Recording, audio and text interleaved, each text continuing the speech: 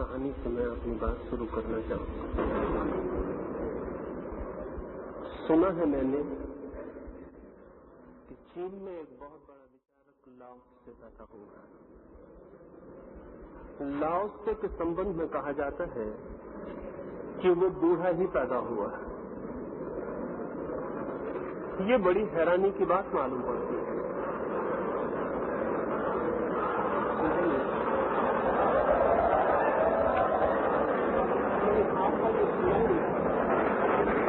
Laozi के संबंध में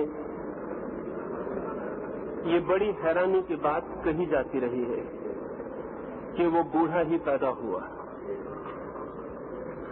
इस पर भरोसा आना मुश्किल, मुझे भी भरोसा नहीं और मैं भी नहीं मानता कि कोई आदमी बूढ़ा पैदा हो सकता है। लेकिन जब मैं इस हमारे भारत के लोगों को देखता हूं तो मुझे लाओत्से की कहानी पर भरोसा आना शुरू हो जाता है। ऐसा मालूम होता है कि हमारे देश में तो सारे लोग बूढ़े ही पैदा होते हैं। मुझे कहा गया है कि युवक और भारत के भविष्य के संबंध में थोड़ी बातें आपसे कहूं तो पहली बात तो मैं ये कहना चाहूंगा, सुनाई नहीं पाता, देखकर लाओत्से की कहानी सच मालूम पड़ने लगती है। इस देश में जैसे हम सब बूढ़े ही पैदा होते हैं।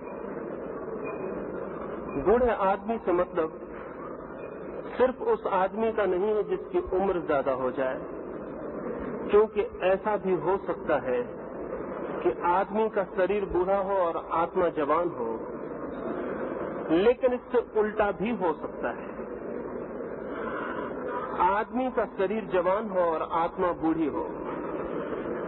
भारत के पास भी जवानों की कोई कमी नहीं, लेकिन जवान आत्माओं की बहुत कमी है। और जवान आत्मा को बनाने वाले जो तत्व हैं, उनकी बहुत कमी है। चारों ओर युवक दिखाई पड़ते हैं, लेकिन युवक होने के जो बुनियादी आधार हैं, उनका जैसे हमारे पास बिल्कुल अभाव है। मैं कुछ प्राथमिक बातें आपसे कहूं। पहली तो बात, युवक मैं उसे कहता हूं जिसकी नजर भविष्य की ओर होती है, फ्यूचर की ओर होती है, जो फ्यूचर ओरिएंटेड है। और बूढ़ा मैं उस आदमी को कहता हूं जो पास्ट ओरिएंटेड है, जो पीछे की तरफ देखता रहता है। अगर हम बूढ़े आदमी को पकड़ लें तो वो सदा अतीत की स्मृतियों में खोया हुआ मिलेगा। वो पीछे की बातें सोचता हुआ, पीछे के सपने देखता हुआ, पीछे की याददाश्त करता हुआ मिलेगा। बूढ़ा आदमी हमेशा पीछे की तरफ ही देखता है। आगे की तरफ देखने में उसे डर भी लगता है, क्योंकि आगे सिवाय मौत के, सिवाय मरने के और कोई दिखाई बात पड़ती भी नहीं। जवान आदमी भविष्य की तरफ देखता है, और जो कौम भविष्य की तरफ देखती है वो जवान होती है। जो अतीत की तरफ, पीछे की तरफ देखती है वो बूढ़ी हो जाती है। ये हमारा मुल्क सैकड़ों वर्षों से पीछे की तरफ देखने का आदी रहा है। हम सदा ही पीछे की तरफ देखते हैं, जैसे भविष्य है ही नहीं, जैसे कल होने वाला नहीं है। जो बीत गया कल है वही सब कुछ। ये जो हमारी दृष्टि है ये हमें बूढ़ा बना देती है। अगर हम रूस के बच्चों को पूछें तो वे चांद पर मकान बनाने के संबंध में विचार करते मिलेंगे। अगर अमेरिका के बच्चों को पूछें तो वे भी आकाश की यात्रा के लिए उत्सुक हैं।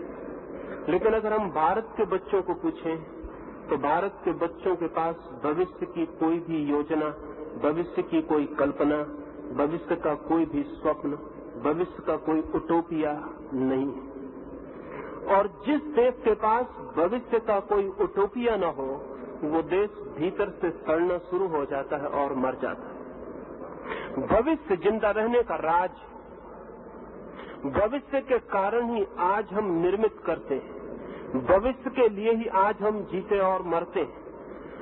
जिनके मन में भविष्य की कोई कल्पना खो जाए उनका भविष्य अंधकारपूर्ण हो जाता है। लेकिन इस मुल्क ने न मालूम किस दुर्भाग्य के क्षण में भविष्य की तरफ देखना बंद करके अतीत की तरफ ही देखना तय कर रखा है।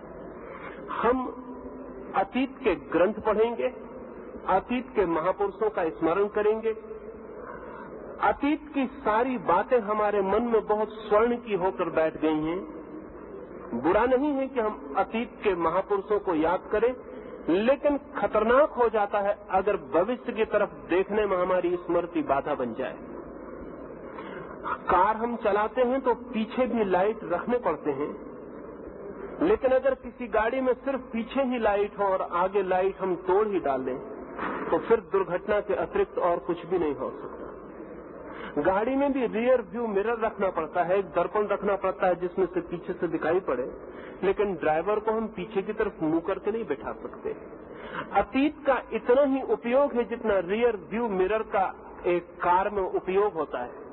पीछे का भी हमें दिखाई पड़ता रहे ये जरूरी है, लेकिन चलना भविष्य में है, बढ़ना आगे है, और अगर भविष्य की तरफ देखने वाली आंखें बंद हो जाएं तो दुर्घटना के अतिरिक्त और कुछ भी नहीं हो सकता। भारत का 2000 साल का इतिहास एक्सीडेंट्स का, दुर्घटनाओं का इतिहास।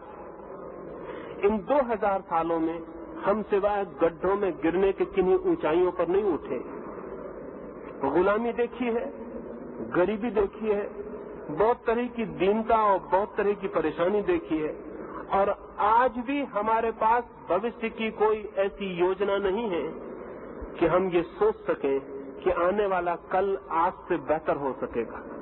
वरन जवान से जवान आदमी से भी बात की जाए तो वो भी यही कहता हुआ मिलेगा कि कल और स्थिति के बिगड़ जाने का डर, रोज चीजें बिगड़ती चली जाएंगी, ऐसी हमारी धारणा है। इस धारणा के पीछे कुछ कारण, हमने अपने उटोपिया को पास्ट ओरिएंटेड रखा हुआ है। इस देश में हमने जो समय की धारणा की है, जो हमारा टाइम ऑर्डर है, वो ये कहता है कि सबसे अच्छा युग हो चुका, अब आने वाला युग बुरा होगा।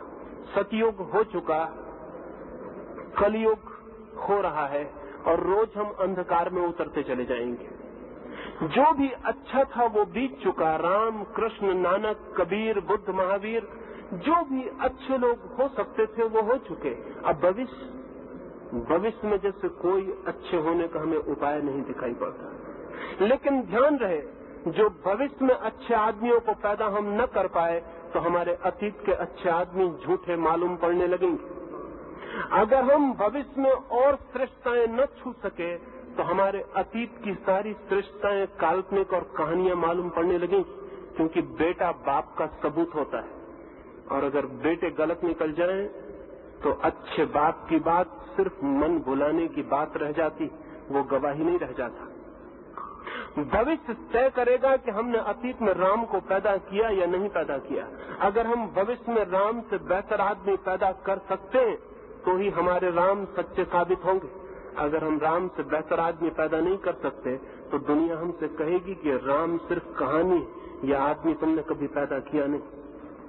अगर हम भविष्य में भीख मांगेंगे तो कोई मानने को राजी न होगा कि हमारे पास स्वर्ण की नगरियां थी, और अगर भविष्य में हम सिर्फ गुंडे और बदमाशों को पैदा करेंगे तो नानक पर कितने दिन तक भरोसा रह जाएगा कि ये आदमी हुआ था। ये बहुत ज्यादा दिन तक भरोसा नहीं रह जाएगा। इसलिए पीछे के अच्छे आदमियों को याद करना काफी नहीं है। अगर सच में ये अच्छे आदमी हुए हैं, हम ऐसा दुनिया को कहना चाहते हो, तो हमें इनसे भी बेहतर आदमी रोज पैदा करने होंगे। जो रोज ऊंचाइयां चढ़ते हैं वे ही गवाही दे सकते हैं कि उनके अतीत में भी उन्होंने ऊंचाइयां छुई होंगी। लेकिन अगर हम रोज गड्ढों में गिरते चले जाएं तो फिर दुनिया हमसे कहेगी कि अक्सर भिखमंगे सपने देखते हैं कि उनके बाप सम्राट थे, लेकिन ये सपनों से कुछ सिद्ध नहीं होता। इससे सिर्फ इतना ही सिद्ध होता है कि भिखमंगे कंसोलेशंस खोज रहे हैं, सांत्वनाएं खोज रहे हैं, अपने मन को समझा रहे हैं। भूखा आदमी रात में सपना देखता है राजमहल में निमंत्रण मिलने का, लेकिन रात का सपना ये नहीं बताता कि राजमहल में निमंत्रण मिला है। मनोवैज्ञानिक कहते हैं कि उससे इतना ही पता चलता है कि वह आदमी दिन में भूखा रहा है। हम जब अतीत की बहुत ज्यादा चर्चा करते हैं तो शक पैदा होता है, और जब हम पीछे के लोगों की बहुत गौरव गरिमा की बात करते हैं तो शक पैदा होता है, क्योंकि दुनिया हमें देखती है। हम दुनिया को कहना चाहते हैं कि हम जगत गुरु थे, लेकिन आज दुनिया में एक भी ऐसी चीज नहीं है जो हम किसी को सिखा सकें। सारी चीजें हमें दूसरों से सीखनी पड़ रही हैं। ये जगत गुरु की नासमझी की बात बहुत दिन तक टिक नहीं सकेगी।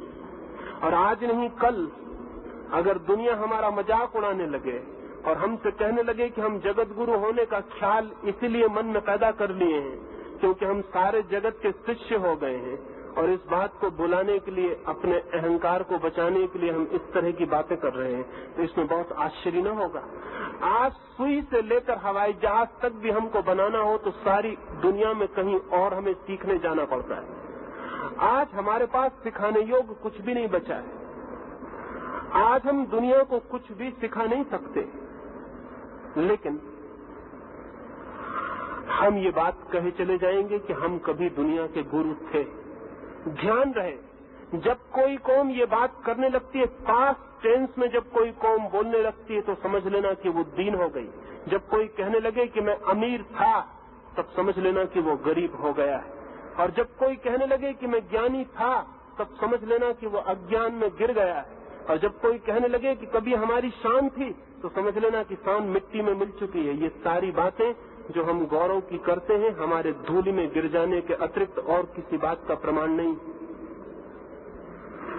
अतीत को देखना उपयोगी हो सकता है, लेकिन अतीत को आंख में रखना खतरनाक है। आंख में तो भविष्य होना चाहिए, आने वाला कल होना चाहिए। जो बीत गया कल, वो बीत गया, उसकी धूल उड़ चुकी है। अब जमीन पर कहीं खोजने से उसे खोजा नहीं जा सकता। अब जिस रास्ते पर हम चल चुके, वो रास्ता समाप्त हो गया है।